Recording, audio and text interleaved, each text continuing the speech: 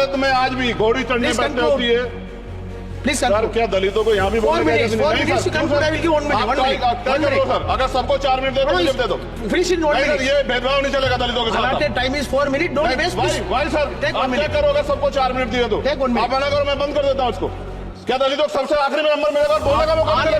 क्या मजाक कर रहे हैं सर आप? No, ये all independent people are having only 4 minutes. You take. Sir, independent में अपनी पार्टी का मेंबर हूँ सर, और जीत के आया हूँ सर, किसी के ध्यान में नहीं आया। संविधान है कि आप वहाँ बैठे हैं और मैं यहाँ खड़ा होकर अपनी बात रख रहा हूँ। और इस देश में आदिवासी महिला के तौर पे जो है राष्ट्रपति बनी है, और प्राइम मिनिस्टर तो नहीं बना, लेकिन शेड्यूल कास्ट के बड़े नेताओं को भी जो है राष्ट्रपति बनने का मौका मिला। इस संविधान की देन अगर वोट हम पे नहीं होता तो शायद अमीर और जो राजा महाराजा खुद को मानते हैं हमारी गलियों तक नहीं आ पाते। श्री चंद्रशेखर आजाद, धन्यवाद सभापति जी। आज हम संविधान की गौरवशाली यात्रा पे जो 75 साल की बात कर रहे हैं, ये इनका काम है। धन्यवाद सभापति जी।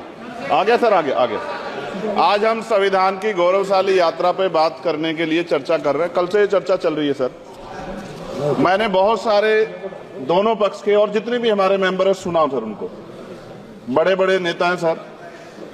इसके भाग 1 में लिखा हुआ है India that is Bharat, Hindustan नहीं लिखा हुआ है सर। लेकिन सारे नेता संविधान पे चर्चा कर रहे हैं, लेकिन हिंदुस्तान ही कहेंगे, भारत कहने की हिम्मत नहीं जुटा पा रहे। ये बड़ा सवाल है सर कि क्या संविधान के हिसाब से बात रखी जा रही है। मैं धन्यवाद दूंगा फूले साहू बाबा साहब अम्बेडकर को और मेरे नेता मान्यवर साहब श्री काशीराम को।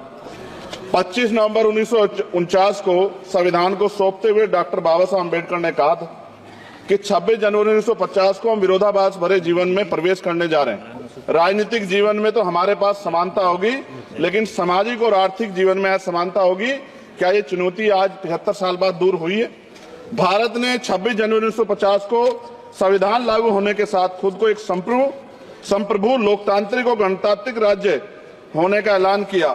लेकिन सर, उस समय संविधान की स्थिति ये थी कि जैसे गांव का कोई आदमी, मैं 50 की बात कर रहा हूं, वो 50 साल पहले शहर में आ जाता और बड़े लोगों की महफिल में चला जाता, उस जहां वो खाना खा रहे हो, और वो टेबल पे नैपकिन को खा के जो है ये कहता कि ये तो फीका, क्योंकि वो जानता ही नहीं था, वो समझता नहीं था संविधान को। संविधान है क्या? संविधान उसके लिए महज दस्तावेज था। ये जिम्मेदारी थी राजनीतिक दलों पे कि वो संविधान को व्यवहार में लेके आते। और इसके इतने सारे आर्टिकल हैं, अगर इनको व्यवहार में लाया जाता तो मुझे लगता कि आज देश बहुत बदल गया होता। बाबा साहब ने कहा था कि लोकतंत्र भारतीय भूमि का केवल ऊपरी पोशाक है। उनके अनुसार यहाँ की संस्कृति अनिवार्य तौर पर लोकतांत्रिक है। भारत जैसे गरीब और गैर बराबरी वाले देश में संविधान के जरिए छुआछूत खत्म करना, वंचितों के लिए सकारात्मक उपाय करना, सभी वयस्कों के लिए मतदान का अधिकार देना और सबके लिए सम्मान अधिकार तय करना, ये बहुत बड़ी उपलब्धि थी सर।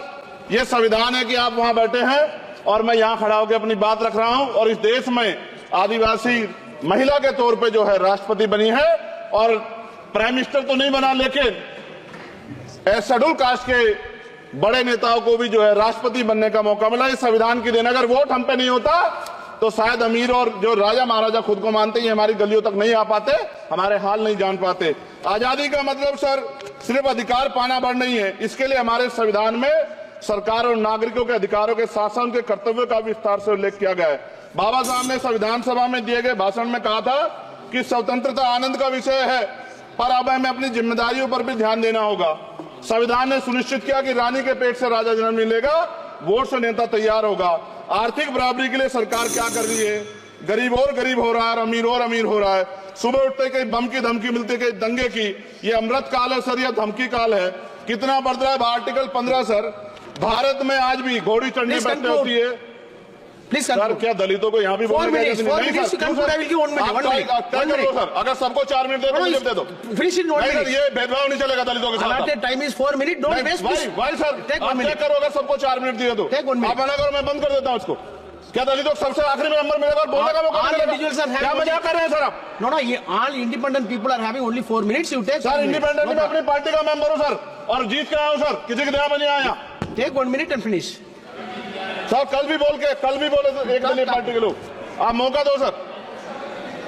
मूछे रखने पर हत्या होती है, महिलाओं पे, छोटे मासूम बच्चों पर रेप हिंसा होती है, एनसीआरबी का डाटा देकर डर लगेगा। यही 1 किलोमीटर में संविधान को जला गया और महाराष्ट्र के परभनी में अभी भी संविधान को नष्ट किया गया, उसकी कॉपी को। आर्टिकल 25-26 में संविधान में सभी को धार्मिक आजादी, कहां है दलितों की, मुसलमानों की, जैनों की, बौद्धों की, ईसाइयों की? छत्तीसगढ़ में सतनामी समाज को संविधान की अपनी धार्मिक आजादी के आधार पर जो है उनको अपमानित करके जेल में बंद कर दिया। संभल, अजमेर, अयोध्या सब इसका उदाहरण है। आज ये सरकार आलोचना डरती है। कितने लोग जेल में बंद है?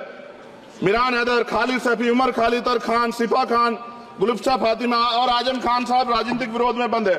सरकार यहां बैठी है, सरकार सामाजिक न्याय की बात करती है। बताए कितने दलित मुख्यमंत्री बना रखे हैं आपने? 13 ज्यादा सरकार स्टेट में सरकार है। कितनी महिला मुख्यमंत्री है? आपकी सरकार ने सुप्रीम कोर्ट के आदेश के बाद रिजर्वेशन प्रमोशन में जारी नहीं किया और ओबीसी को पॉलिटिकल रिजर्वेशन आप देंगे नहीं देंगे, आप बताने का काम करें।